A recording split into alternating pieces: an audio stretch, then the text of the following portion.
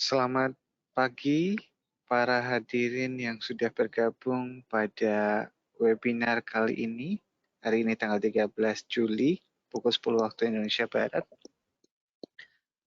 Saat ini sudah ada beberapa peserta yang sudah bergabung dan mungkin kita akan memberikan waktu hingga 5 menit ke depan untuk menunggu beberapa para hadirin yang akan bergabung.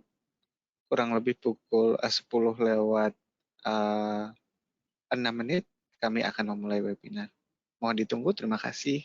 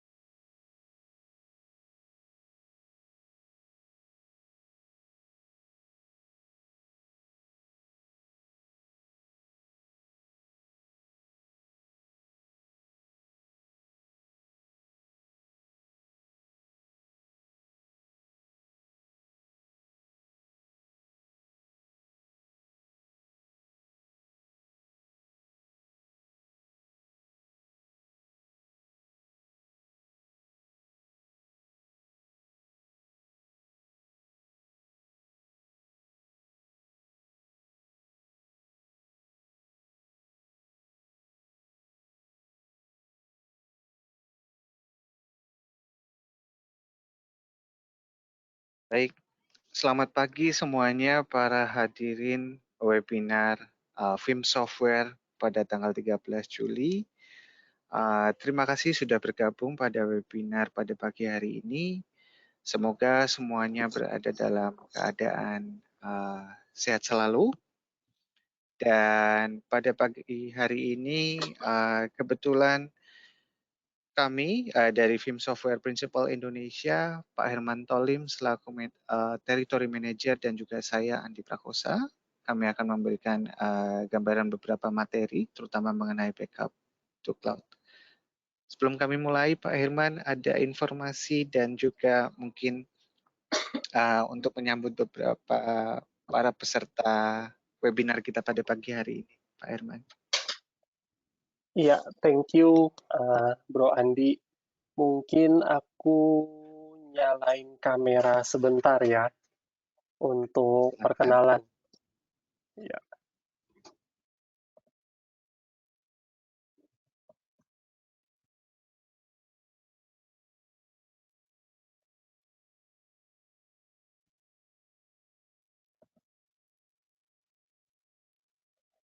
Yap, oke.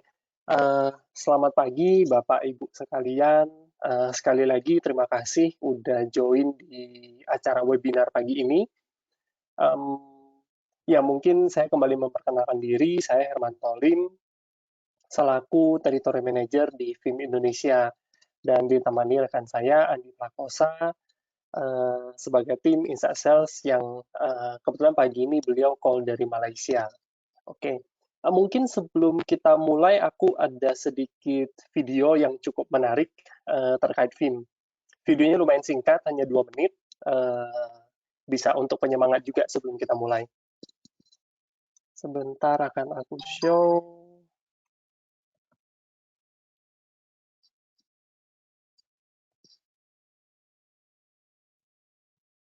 Oke, kita mulai. Since we started using Veeam V11 to back up our company's data, things have been pretty different around here. Thanks for keeping our data safe, Chris. Until recently, people didn't even know my name.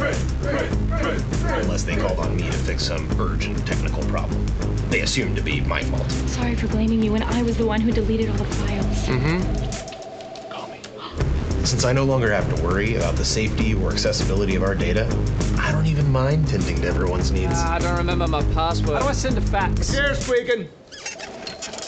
Seriously.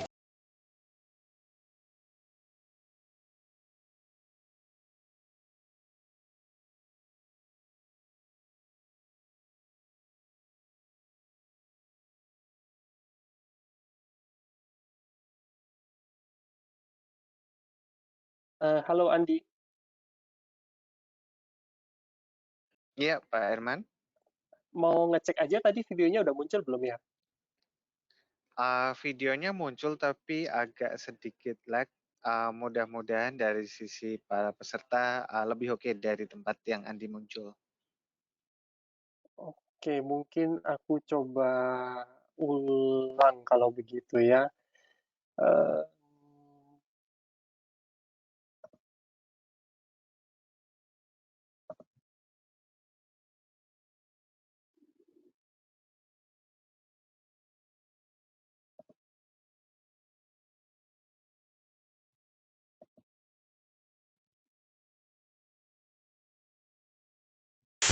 Since we started using Veeam V11 to back up our company's data, things have been pretty different around here. Thanks for keeping our data safe, Chris. Until recently, people didn't even know my name. Unless they called on me to fix some urgent technical problem. They assumed to be my fault. Sorry for blaming you when I was the one who deleted all the files. Call me. Since I no longer have to worry about the safety or accessibility of our data, I don't even mind tending to everyone's needs. I don't remember my password. How do I send a fax? Here's squeaking. Seriously.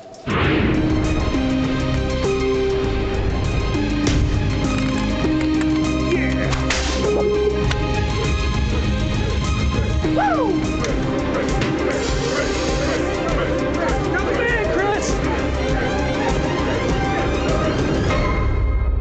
Now I know firsthand why Veeam is the fastest growing data protection product in the world.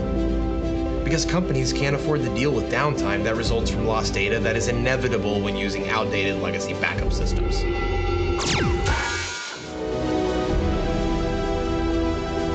Thank you for keeping our company data safe and easily available. I know, it's a little much, but I'm an IT guy. I have a lot of time to fantasize, and no one around here has really ever thanked me, per se. But it's Veeam V11 that deserves the credit anyway. It's awesome. Let me guess, attachments aren't going through.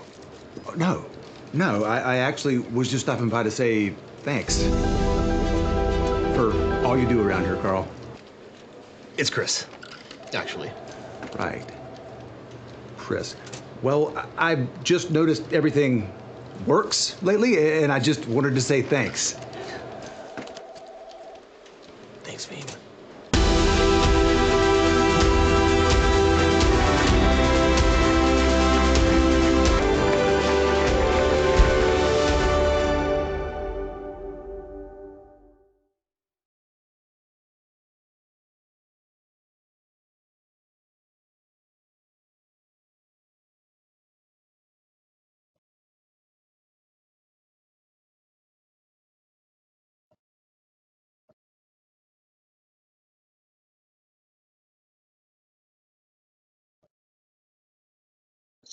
Yap, sekian videonya Bapak Ibu. By the way, kami izin turn off kamera karena takutnya nanti jadi nge-lag lumayan berat gitu Pak dan Ibu.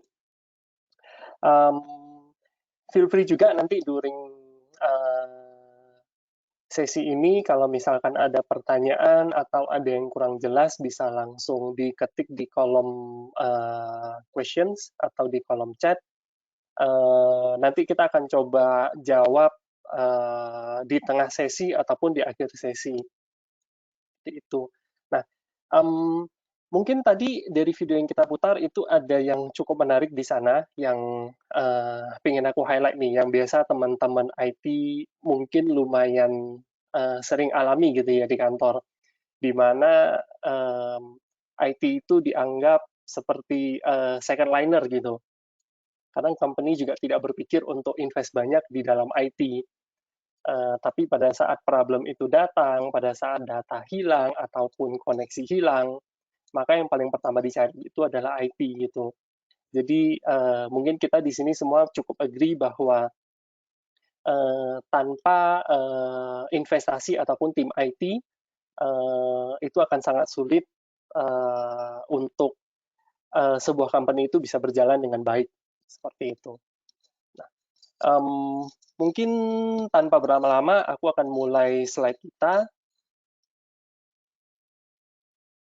Oke, untuk agenda hari ini, tadi introduction udah kita lewat. Nanti akan kita masuk ke Small Business Survey Result. Ada Hybrid Cloud Data, Your Data, Any Cloud, Veeam Cloud Capabilities, dan juga licensing dari Veeam. Oke, untuk webinar ini kebetulan memang by default untuk audience itu semua di mute. Jadi kalau ada pertanyaan tadi bisa langsung pakai kolom question, Q&A ataupun chat function. Nantinya untuk presentasi hari ini akan ada recording.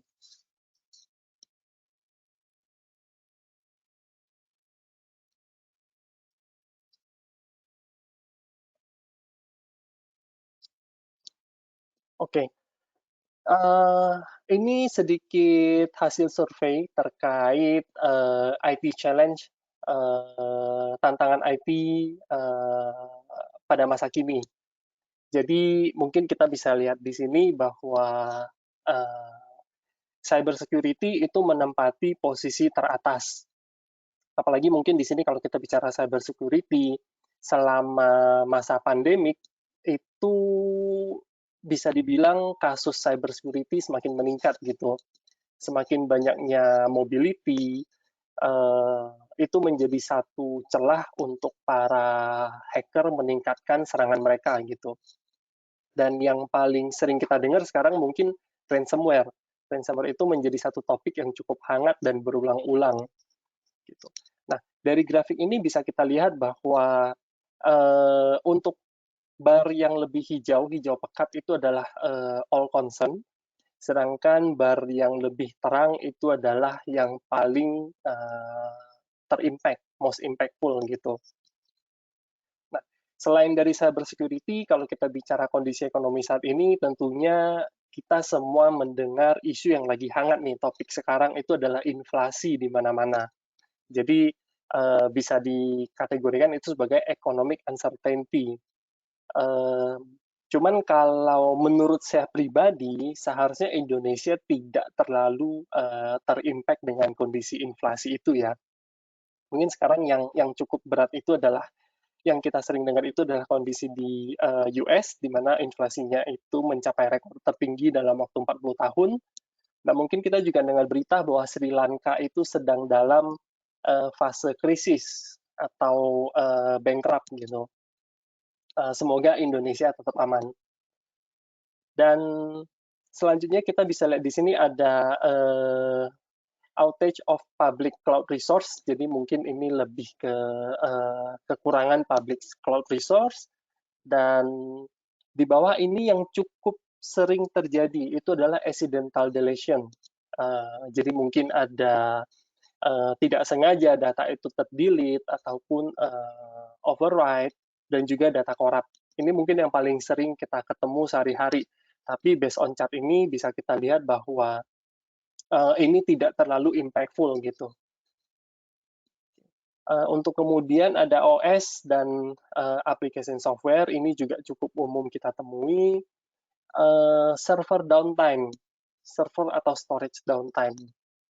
Di sini juga ini hampir sama semua ya, most impactful-nya hanya di 9%. Infrastructure networking ini ada di kategori 8%, dan mungkin challenge hari ini kalau kita bicara infrastructure atau network lebih ke supply chain yang bermasalah gitu. Jadi rata-rata kalau kita bicara infra ataupun network itu hampir bisa dibilang delay pengirimannya itu cukup lama. Dan dua terbawah itu ada administrator configuration error, ini bisa dibilang lebih ke human error. Dan yang terakhir itu lebih ke intentional disruption. Jadi ini paling kecil secara impact.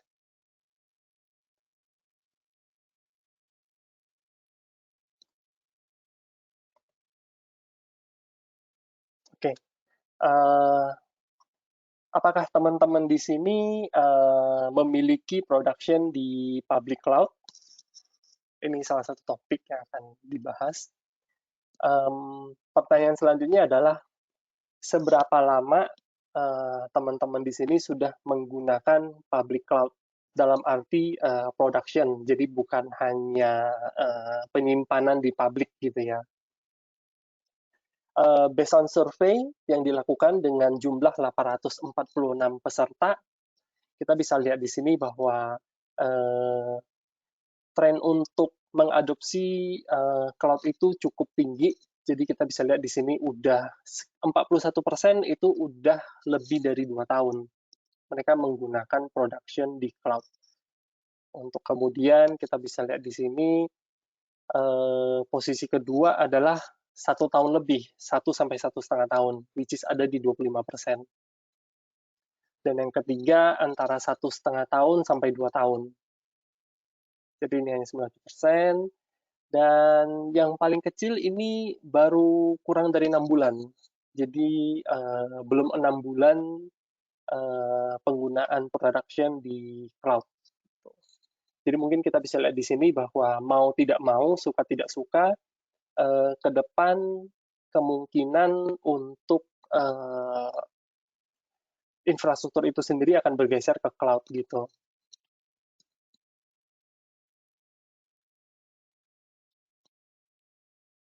Oke, kalau di sini lebih ke diagram terkait persentase server, perbandingannya dari tahun 2020, itu data actual pre-COVID, 2021 actual, 2022 karena belum selesai, ini masih estimasi, dan 2023 itu pun masih estimasi. Jadi kita bisa lihat di sini bahwa trennya itu semakin ke depan itu untuk fisikal akan semakin berkurang. Jadi kita bisa lihat di sini physical server pada tahun 2020 itu ada sekitar 38%. Kalau kita compare sampai ke tahun 2022, which is masih estimasi itu di 29. Dan menurut perkiraan di 2023 itu akan semakin turun ke level 24%. Nah, pertanyaan selanjutnya bagaimana dengan virtual machine? Untuk virtual machine sendiri di sini juga trennya sebenarnya bisa dibilang cukup rata. Jadi kita bisa lihat di sini 30, 30, 23, 24. Untuk grafik ini adalah virtual machine yang masih di-manage on-premise. Jadi masih di data center sendiri gitu. Yang chart ketiga ini adalah virtual machine di mana itu diletakkan di hyperscale, di sini disebutkan regional service provider. Jadi kita bisa bicara di sini lebih ke cloud gitu. Nah, tren di sini ini yang cukup menarik yang mau kita angkat hari ini adalah kita bisa lihat di tahun 2020 itu trennya hanya 32%. 2021 ini naik ke 47%. Nah, kemungkinan di sini spike-nya ini adalah mungkin hampir dari semua company sekarang banyak menerapkan mobility, work from home gitu. Jadi di mana data itu berseliweran gitu setiap hari ya. Jadi trennya itu menaik. Kita bisa lihat spike dari 32 ke 47. Di 2022 ini karena belum selesai pertengahan tahun, jadi estimasinya ini di 41%. Di 2023 ini akan loncat lagi ke 52%.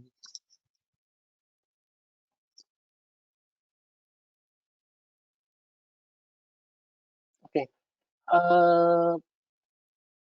Pertanyaan selanjutnya adalah apakah ada dari teman-teman yang sudah menggunakan public cloud kemudian membawa kembali datanya ke on-prem.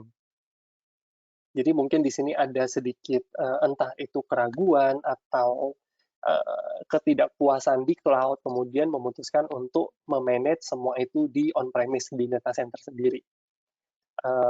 Di sini kita bisa lihat bahwa hampir semua koresponden menjawab tidak.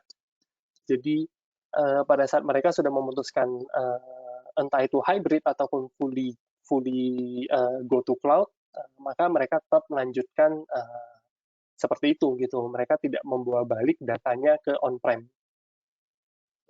Di sini ada sekitar 7% yang menyatakan bahwa iya mereka memindahkan balik ke on-prem, tapi ini hanya during disaster. Jadi mungkin di sini lebih ke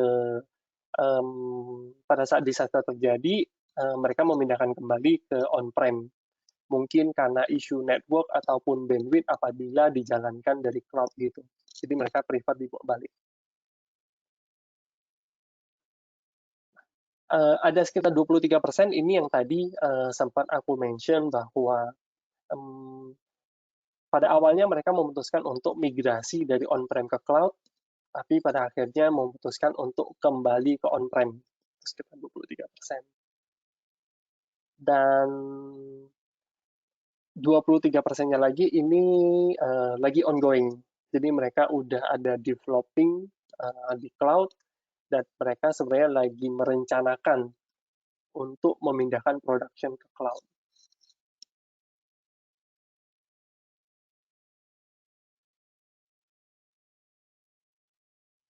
Yap. Di sini adalah public cloud provider apa, public cloud platform apa yang dipakai oleh teman-teman gitu. Jadi kalau untuk Veeam sendiri, dari grafik ini kita bisa lihat bahwa Veeam itu compatible dan certified untuk ketiga cloud ini. Kita bicara di sini ada AWS, ada Azure, ataupun Google Cloud. Dan di sini mungkin kita lihat services yang dijual, di sini ada EC2, RDS, EVS, dan seterusnya. Di sini adalah data on-prem. Nah, menariknya Veeam di sini adalah Veeam mampu melakukan backup ataupun recovery dari on-prem ke cloud maupun antar cloud. Jadi mungkin di sini kalau teman-teman lihat ini panahnya semua two ways gitu. Jadi bukan hanya bisa naik tapi bisa turun maupun antar cloud. Ya. Mungkin kita akan masuk ke beberapa feature dari Vim itu sendiri, dan ini akan dilanjutkan oleh teman saya, Andi. Andi, silakan di. Terima kasih Pak Hermanto Lim, dan terima kasih juga para hadirin yang masih stay dan baru saja bergabung. Melanjutkan mengenai kemampuan atau cloud seperti apa sih sebetulnya yang bisa ditempuh atau bisa dilakukan oleh Vim Software. Pertama, dan yang memang sudah sering kita soundingkan kepada market, yaitu protect data atau data protection. Di mana Vim ini kami sebuah software, kami mampu melakukan proteksi dan memanage, tidak hanya membackup, tetapi sebetulnya konsep memanage, artinya data management, juga memastikan bahwa data tersebut, terutama yang disimpan di cloud, itu secure.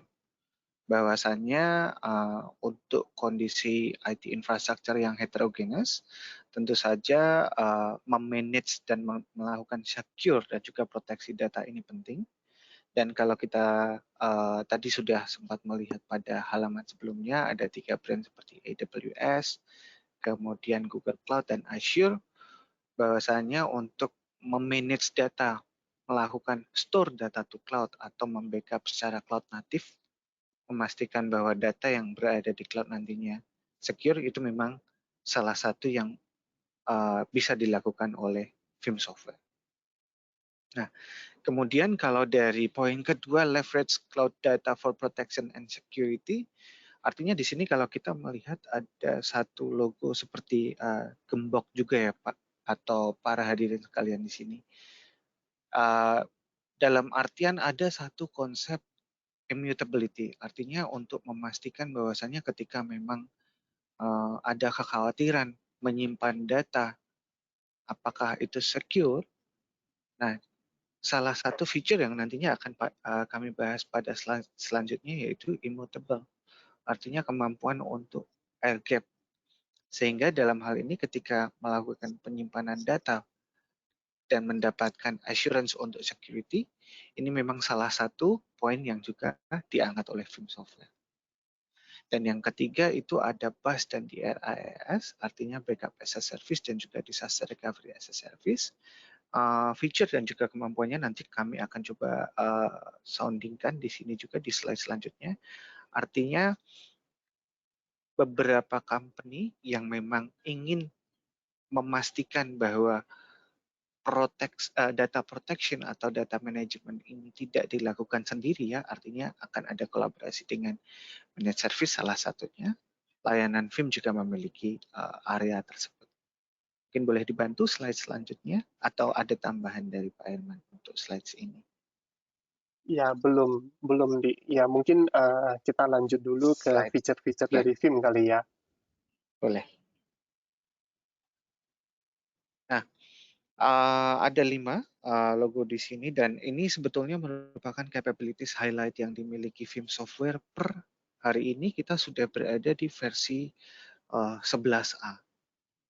Nah, kalau dari poin pertama Cloud Native Backup, tadi di slide yang 2 slide sebelumnya sempat disampaikan ada EC2 Backup untuk AWS, ada Elastic File System EVS dan juga RDS di AWS. Kemudian ada juga di virtual machine untuk Azure, ada juga untuk Azure Blob. Tetapi di sini untuk pembahasan cloud native ini biasanya customer atau company yang memang sudah melakukan setup instance atau provision instance di AWS, Azure, dan juga Google Cloud Platform. Mungkin namanya berbeda di masing-masing cloud vendor, ada juga compute engine di Google Cloud Platform. Vim Software kami mampu melakukan cloud native backup. Artinya VM yang memang di-create di atas atau di cloud, itu pun bisa di-backup dengan Vim Software. Nah, ada 2 tipikal di sini.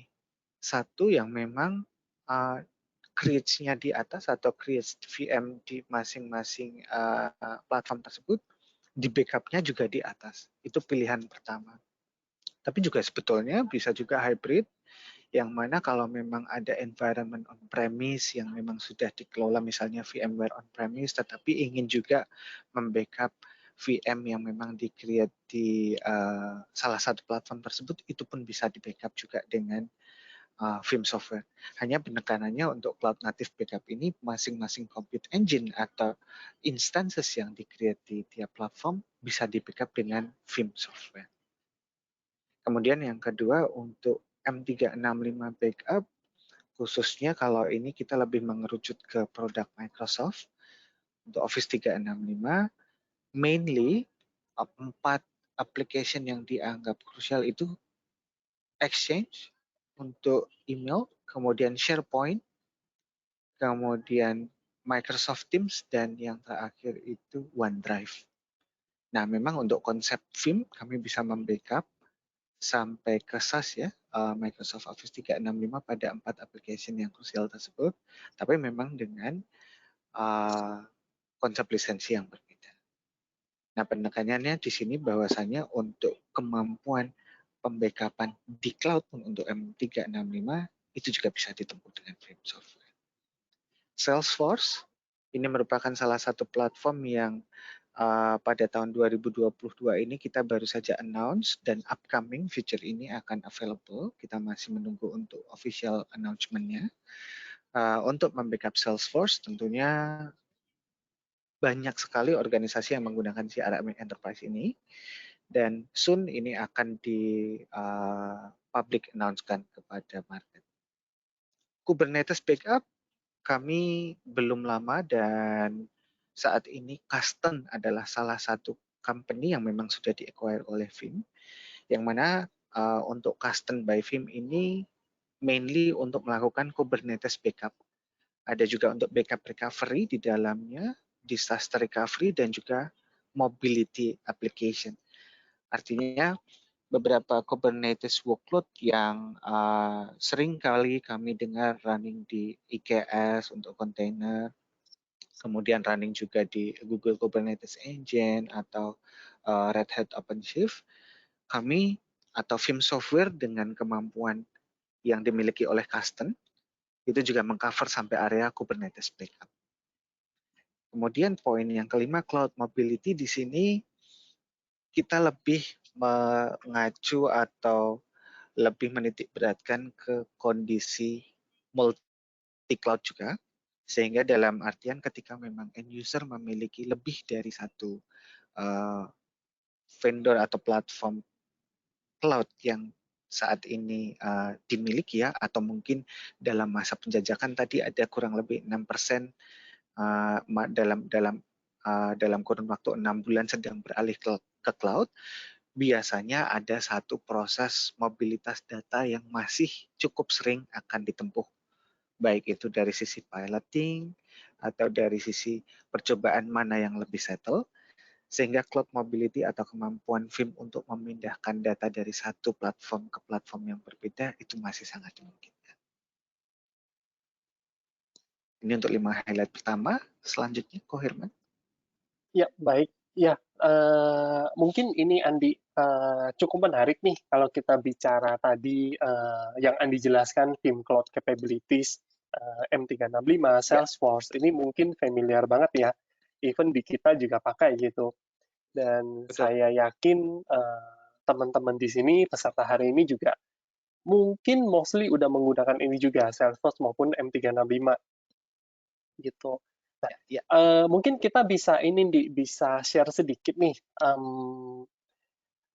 alasan kenapa kalau kita bicara spesifik software as a service seperti 365 maupun Salesforce itu kenapa harus di backup, ataupun kenapa data yang udah ada di cloud itu harus di backup, bukannya cloud itu udah menjamin keamanan data kita gitu kan. Nah, mungkin ini yang kita boleh share sedikit nih, Di, sebelum masuk ke slide selanjutnya. Baik.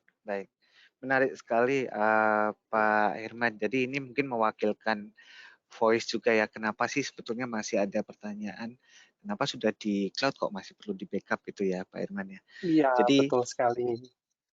Betul.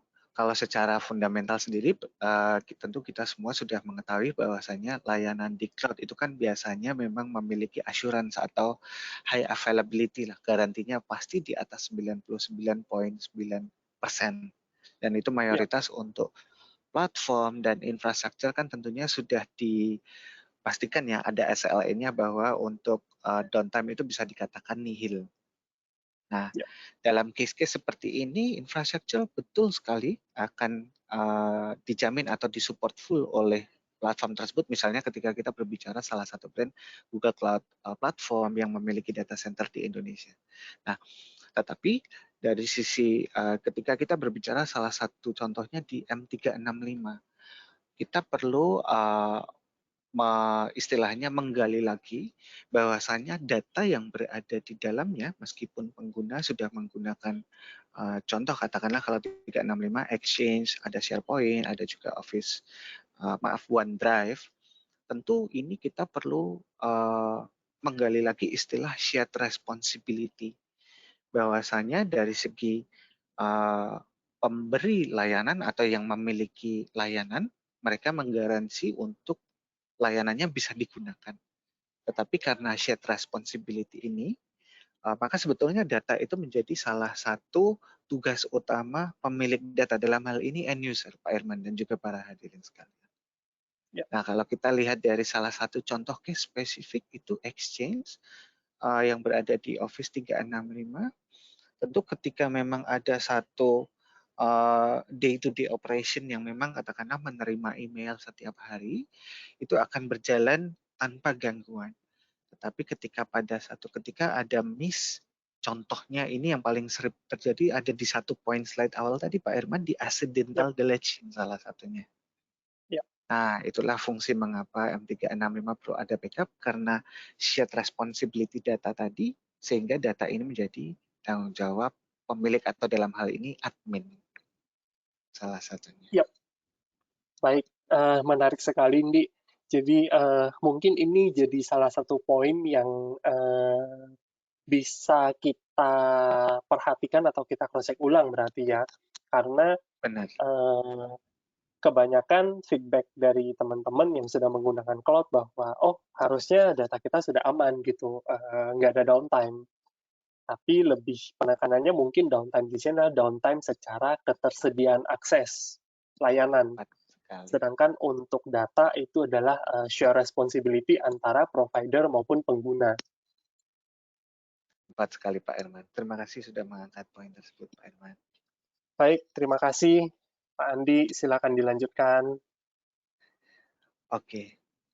Kemudian untuk highlights kedua pada slide berikutnya, mungkin menarik Andi akan coba memberikan salah satu use case di mana kalau backup to cloud ini bisa saja saat ini yang berada pada webinar sudah menggunakan Vim atau akan menggunakan Vim atau pernah mengetahui Vim tetapi belum menggunakan. Nah, case dari backup to cloud ini sebetulnya kalau yang sudah menggunakan Vim atau yang sudah pernah mendengar istilah scale out backup repository, artinya memiliki satu pool manajemen data, yang mana kalau SOBR atau scale out backup repository ini kemampuannya memiliki sebetulnya ada 3 kategori, yakni performance tier, capacity tier, dan juga cloud tier atau dewasa ini ada yang lebih update archive tier. Nah, pada poin backup to cloud ini sebetulnya end user dimungkinkan untuk memiliki extension. Artinya data yang sudah disimpan locally dalam kategori performance tier tentu memiliki kemampuan kemungkinan untuk cukup sering diakses. Nah, kalau backup to cloud ini kecenderungannya extend atau lebih dimanfaatkan untuk memiliki copy atau memindahkan sampai ke cloud. Nah, kalau dari 3 brand, AWS, Azure, dan Google Cloud Platform, di AWS, Vim kemampuannya itu bisa digunakan untuk collab dengan S3, yang Simple Storage Service. Sehingga memiliki konsep kalau memang ingin disimpan di object storage bisa menggunakan S3-nya AWS. Tapi kalau ingin mau di archival untuk menggantikan tip atau offsite, misalnya orientasi terhadap data yang jarang diakses begitu. Nah, itu bisa menggunakan yang Glacier. Pun ketika kita dihadapkan pada pilihan Azure dan Google Cloud, misalnya menyimpan data object storage ke blog, ataupun ke Google Cloud Storage, di mana kalau di Google Cloud Storage ada pilihan seperti hot data, warm data, atau cold data, sehingga customer sangat dimungkinkan untuk memiliki option mau menyimpan di cloud tetapi dengan pilihan yang seperti apa ya. Nah, sebetulnya ini terkait dengan poin nomor 2, Cloud Archival. Karena di versi 11A ini, Veeam sudah lebih meningkatkan teknologinya sampai ke contoh Azure Archive ataupun Deep Archive yang dimiliki AWS sampai ke Google Cloud Storage yang cold, begitu kategorinya. Nah, kecenderungan untuk Cloud Archival, mengapa Veeam sampai berada pada teknologi ini, sebetulnya salah satu use case-nya ada beberapa customer yang sudah memiliki tip data backup yang sudah cukup lama memang berpotensi untuk di-restore. Tapi dengan use case tip ini, tidak semuanya akan dihadapkan pada situasi latensi, tetapi ada possibility bahwa latensi tersebut masih muncul karena datanya sudah cukup lama dan mungkin tip fisikalnya perlu dicari dahulu dengan katalog dan indeks yang karena mungkin kategorinya sudah cukup lama sehingga datanya ini lebih banyak. Nah, Cloud Archival di sini Veeam masuk dengan posisi kami bisa memfasilitasi end user untuk memindahkan data yang awalnya di tip untuk ditempatkan di archive cloud. Nah, itu untuk poin nomor 2.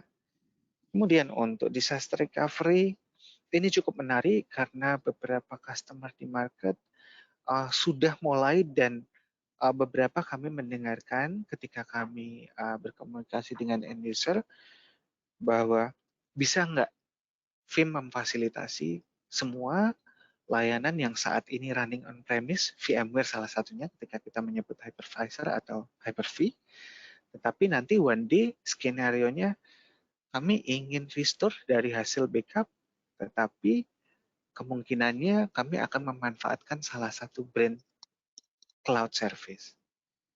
Nah, Pak Irman dan juga para hadirin, mungkin beberapa meeting terakhir di 1 bulan terakhir kami cukup mendengar bahwasannya bisa nggak ya Mas Andi hasil backup dari Veeam nantinya kita ingin restore ke Azure salah satunya, ke virtual machine atau ke EC2 Elastic Compute Engine-nya, bahkan sampai ke Google Compute Engine. Nah, dari sini disaster recovery kemampuan yang memang dimiliki Veeam ini sebetulnya sudah sampai ke arah bahwasanya restore to cloud. Salah satu skenario yang memang dewasa ini kami sering cukup bahas dengan user. Nah, untuk 2 terakhir, lift and shift. Lift and shift ini sebetulnya kita juga melihat ke potensi untuk menaikkan data atau migrasi. Beberapa company memang sudah mungkin ada yang mengkategorikan pilot project atau ingin memang memigrasikan workload-nya ke cloud. Nah, media ini atau Veeam khususnya untuk restore to cloud atau instant recovery begitu, itu cukup membantu khususnya di lift and shift ini, artinya kita tidak terbatas pada salah satu vendor atau platform saja, artinya masih bisa mobile nantinya. Apakah nantinya ke salah satu brand only atau masih mix begitu, karena sedang berada pada masa penjajakan atau evaluasi cloud provider.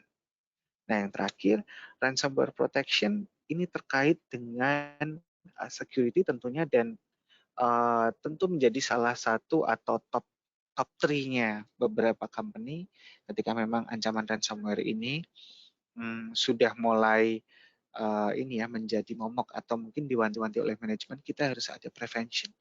Nah, yang bisa dilakukan di Veeam untuk cloud capabilities ini salah satu yang tadi sempat saya sounding itu merupakan layanan airgap, di mana kalau memang menyimpan data di cloud yang memang kita bisa support saat ini adalah S3 juga ya, untuk immutable service. Apapun yang sudah diset untuk immutable, artinya baik seorang admin itu memang tidak diizinkan untuk melakukan modifying untuk kurun waktu tertentu.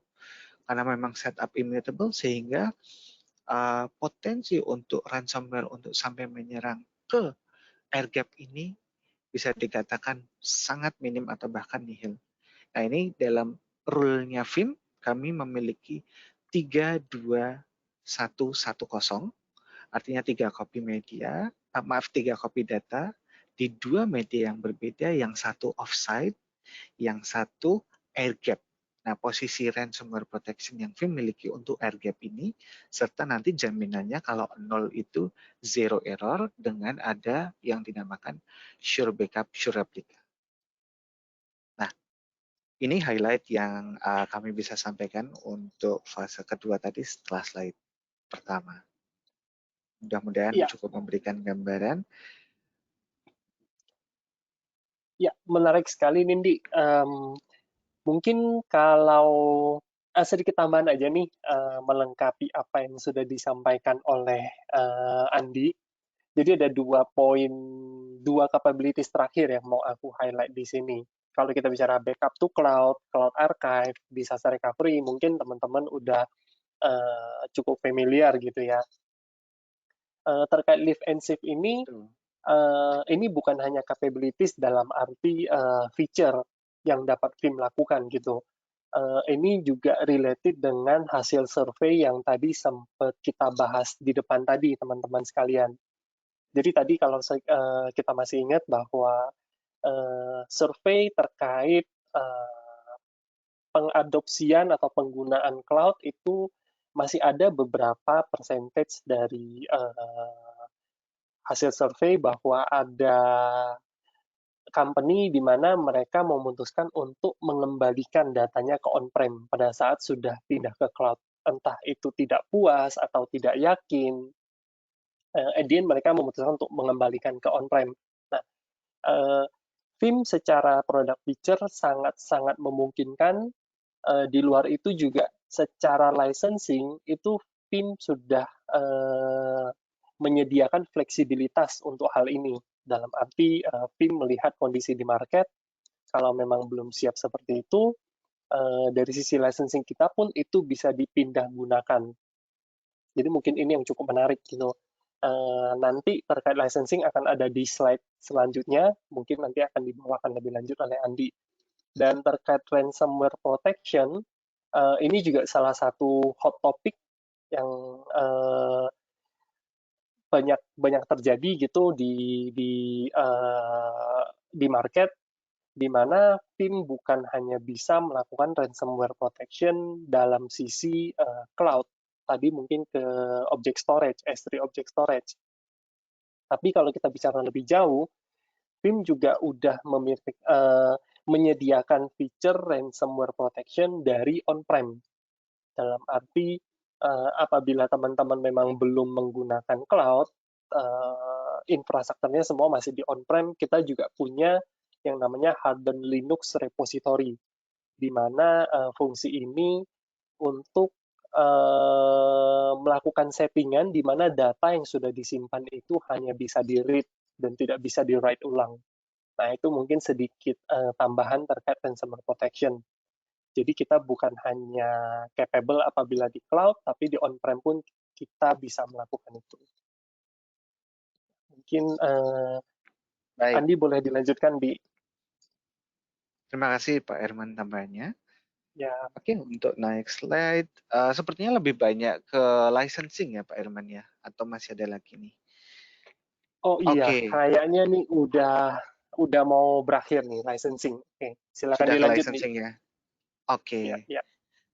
Baik, jadi mungkin di sini ada pertanyaan, ada environment paling banyak yang di backup di mana sih? Nah, biasanya dari situ kalau kita dihadapkan pada konsep licensing, tentu kita akan memiliki satu asumsi atau pemikiran konsumsi lisensinya seperti apa dan apa yang di backup oleh Vim, terhitungnya seperti apa.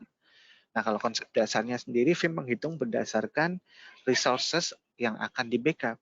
Dalam hal ini, kalau universal license, itu kami sudah melihat lisensi berdasarkan misalnya create VM di AWS, atau di Azure, atau di Google Cloud. Masing-masing di sini terlihat ada beberapa brand. khusus untuk yang bagian tengah Office 365 tim Salesforce ini mohon saat ini bisa diabaikan, dalam artian untuk Office 365 licensing itu memang terpisah, ada konsep lisensi sendiri, tetapi untuk selain yang Office 365 dan juga Kubernetes itu ada lisensi custom sendiri, tapi yang lainnya itu sebetulnya Vim masih mengacu ke yang di backup apa resources-nya, VMs-nya berapa, atau VMs-nya terletak di mana. Nah, message dari Universal License ini artinya lisensi Vim ini bisa digunakan untuk cloud workloads artinya, kemudian virtual machine, baik itu VMware, Hyper-V ataupun Nutanix, physical server legacy, dan juga ketika Vim dihadapkan untuk membackup database seperti SAP, dan juga ada PostgreSQL, ada SQL, seperti itu. Nah, dan tidak berhenti di sana, ketika customer sudah memiliki gambaran apa yang di backup, oh ternyata bisa di backup satu lisensi bisa untuk beberapa workload, termasuk ketika customer memiliki file sharing, ada 4 protokol, SMB, NFS, Linux, dan Windows file sharing. Ini kalau memang mau di backup dengan konsep Vim Universal License, itu masih bisa juga. Sehingga kita bisa katakan di sini lisensi Vim cukup fleksibel. Nah, kalau yang ditandai ini Kubernetes, ketika memang ada kontainer yang ingin di backup, kita perlu melakukan assessment dan base perhitungannya berdasarkan nodes. Kalau untuk Office 365 berdasarkan jumlah account. Nah, message yang paling ultimate atau kenapa sih Vim punya universal license? Karena sebetulnya ini single portable license. Artinya contoh skenarionya ketika memang pada sampai bulan Juli ini semua workload-nya berada di Hyper-V, tapi ternyata di akhir tahun di bulan Desember yang ingin di backup, katakanlah hypervisor-nya berubah ke VMware, apakah ini masih bisa digunakan? Jawabannya bisa, karena sebetulnya konsep portable untuk lisensi universal license ini artinya portable ya, masih bisa dipindahkan walaupun nanti hypervisor-nya berbeda. Itu salah satu skenario. Next slide mungkin Pak Herman. Kayaknya sudah habis nih, Di. Coba sebentar, Sudah saya habis, ganti ya? dulu nih pointer. Oh, belum. Masih ada lanjutan. Oke. Nah, kalau kita mengacu ke informasi bahwasanya ada yang dinamakan backup essential, meskipun essential kalau kita sebut essential di sini, tetapi tidak membatasi kemampuan. Kalau kita berbicara essential, sebetulnya berbicara mengenai edisi, bahwasanya sebetulnya walaupun dalam kondisi katakanlah layanan yang minimalis, tetapi secara capabilities kami utuh sama dibandingkan dengan layanan misalnya customer ingin juga membackup hingga ke cloud, itu kami masih bisa memfasilitasi dengan lisensi Vim. Nah, untuk 365 tadi memang sempat disebutkan acuannya berbeda, yakni per single user. Kemudian kalau disaster recovery orchestrator ini mainly untuk hypervisor VMware. Dan yang terakhir custom by Vim ini spesifik untuk backup Kubernetes yang running bervariasi, yang tadi sempat saya sebutkan ada di EKS ataupun di Google Kubernetes Engine. Nah, overall portable, future-proof dan juga no logs-in ini sebetulnya hal yang perlu diketahui oleh baik itu pengguna Vim saat ini yang sedang mengevaluasi atau yang pernah mengetahui Vim, bahwasanya karena kami software defined, sebetulnya logs-in ini artinya ketika memang customer dihadapkan dengan situasi kami memiliki storage brand nama spesifik seperti itu, kami masih bisa dimanfaatkan untuk keseluruhan atau jenis-jenis brand yang berbeda. Kira-kira untuk universal license, gambaran dari Andi cukup. Mungkin ada yang akan ditambahkan, Pak Herman? Ya, thank you, Ndi. Ya, mungkin dari aku sedikit menambahkan aja bahwa ini kita hanya mencegah untuk mispersepsi di awal nih, Ndi. Jadi topik kita hari ini sebenarnya kan lebih ke why data backup is vital for small medium business seperti itu ya.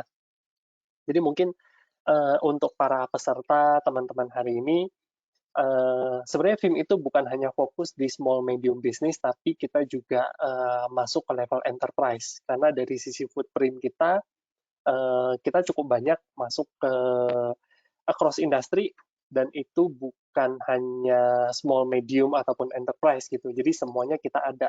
Tapi kenapa hari ini topiknya lebih ke small, medium business, itu karena dari film sendiri kita menyediakan salah satu opsi licensing, di mana kita bisa bicara ini mungkin paket kompetitif gitu. Nah, di sini sempat ditunjukkan bahwa ada film backup essential, di mana memang secara license ini diperuntukkan untuk company yang memang mungkin jumlah VM-nya itu belum banyak. Jadi mungkin pengen start small dulu, along the way growth, and then baru secara licensing itu bisa di-upgrade ke yang lebih tinggi gitu. Jadi memang di sini kita untuk hari ini kita show-nya adalah film backup essential gitu. Tapi di luar ini kita yang namanya VBR, film backup application, ataupun film availability suite gitu. Jadi ini lebih ke terkait licensing yang mau kita tonjolkan. Seperti itu. Terima kasih tambahannya. Iya, Andi. Ini kita masih ada slide selanjutnya nggak? Saya juga kurang, saya coba ya. Oke, ada. Oke, slide selanjutnya ya. Iya. Sorry. Oke. Baik, ini ditambahkan singkat ya, Ko Herman ya. Untuk ada satu customer exclusive offer. Jadi, film saat ini kami memang sedang collab, lebih tepatnya dengan dua brand, AWS dan Azure. Tadi kita sempat sounding backup to cloud, ada object storage, misalnya Azure Blob, ada juga yang Glacier dan juga S3. Dari sini sebetulnya ketika memang calon pengguna atau yang saat ini sudah menggunakan backup yang ingin dicoba trialnya dengan Vim, kolaborasi dengan AWS dan Azure serta Vim ini sebetulnya kami menyediakan kredit sekitar 250 US dollar. Yang mana orientasinya ketika memang ada waktu 30 hari untuk melakukan trial, mencoba store to cloud atau menyimpan data backup ke cloud, ini bisa ditempuh dengan cara scan. Kira-kira tambahan mengenai offernya seperti itu, Pak Herman. Yap, baik. Dan juga para hadirin sekalian. Ini kayaknya kita udah di ujung sesi hari ini, dan kita cukup siap. Iya, cukup siap sesuai jadwal di jam 11. Cuman sampai saat ini sepertinya belum ada pertanyaan nih dari teman-teman peserta hari ini. Mungkin dari kita bisa leave kita punya email di kolom chat. Jadi in case dari teman-teman hari ini, apabila ada pertanyaan yang mungkin saat ini belum terpikirkan gitu, mungkin nanti baru, oh ya, saya mau nanya ini nih gitu. Feel free untuk drop email ke kita, ataupun bisa WhatsApp ke kita yang dia. Ya. Baik, ini saya catatkan di kolom chat ya. Ya, saya juga tulis punya saya.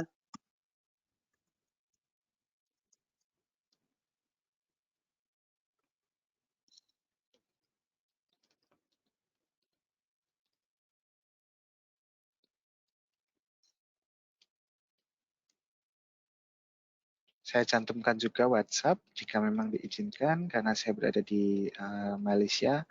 Ada sedikit perbedaan untuk nomornya, tetapi itu bisa digunakan untuk WhatsApp message. Iya. Ya, udah muncul. Ya, jadi mungkin punya Pak Herman akan dititikkan juga ya. Sudah tadi aku di atas. Oh, sudah ya, oke. Ya. Terima kasih. Baik. Kalau gitu mungkin aku balikin ke Andi untuk penutup. Baik, terima kasih banyak Pak Irman Tolim sudah diberikan informasi dan juga ada data mengapa sih sebetulnya backup cloud dan dewasa ini cloud trendnya seperti apa yang sudah memanfaatkan cloud dan brand apa saja. Dari kami, Vim Software Indonesia, saya Andi Prakosa dan Pak Irman Tolim, kami pamit undur diri. Terima kasih banyak bagi para hadirin yang sudah bergabung dari awal hingga akhir saat ini. Kami tidak memutus komunikasi dalam artian kami telah memberikan alamat email serta kontak kami di kolom chat. Ke depan, mungkin jika ingin mendalami lebih lanjut, misalnya hal teknis ataupun misalnya terhadap lisensi ataupun overview lebih dalam, feel free untuk komunikasikan kembali kepada kami. Baik, Nah, akhir kata, terima kasih Andi. ya, silakan Pak Irman. Oh enggak, ya lanjut Di, masih ada lanjut Di. Iya. Dan dengan ini sampai jumpa kembali. Selamat beraktivitas kembali para hadirin sekalian. Semoga sehat selalu, jaga progres, dan sukses terus untuk seluruh kegiatannya. Baik, terima kasih Andi, terima kasih Bapak Terima Ibu kasih sekalian. Pak Irman. Terima Selamat kasih Bapak Ibu siang. sekalian. Izin stop, selamat siang, selamat beraktivitas.